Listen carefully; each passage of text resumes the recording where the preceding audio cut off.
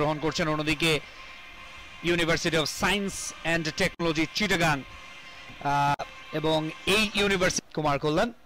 Good morning Kumar. Good morning Rozal. খেলা কিন্তু শুরু হয়ে গেল।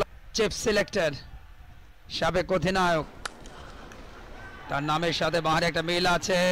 সিটি অনন্য প্রয়াস, মাদক রোগবই আগামীর স্মার্ট বাংলাদেশ গড়ব।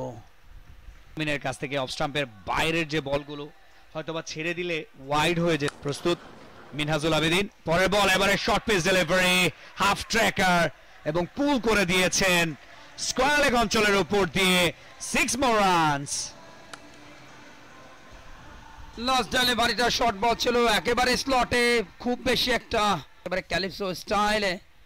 মিনহাজুল আবেদিন বাঁহাতি ব্যাটার, 22-এ ব্যাট করছেন, আমিন 28-এ ব্যাট করছেন। ইতিমধ্যে অর্ধশতকের গন্ডি পেরিয়ে গেছে। 52 কোনো উইকেট না হারে যে 52 রান ওয়ানডেতে সেরা ইনিংস। সাবেক জাতীয় ক্রিকেটার সানোয়ার হোসেন, ময়মনসিংহের ছেলে, একই সাথে বেঙ্গল ক্রিকেট স্লাগিশ স্টার্ট আমি বলবো তার কাছ থেকে। সেই কথা বলতে বলতে এবার অফ স্টাম্পের বাইরের একটা শর্ট পিচ ডেলিভারিকে পুল করে দিয়ে সেই মিড উইকেট অঞ্চলের উপর দিয়ে 6টি রান আদায় করে নিলেন। আরো 6 রান মিনহাজুল আবেদিনের ব্যাট থেকে।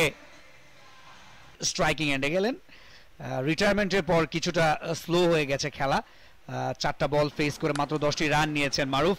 সো দেখা যাক মিনহাজুল আবেদিন, তার কাঁধে কিন্তু গুরু দায়িত্বটা থাকবে 6 বা 4 হিট করার জন্য।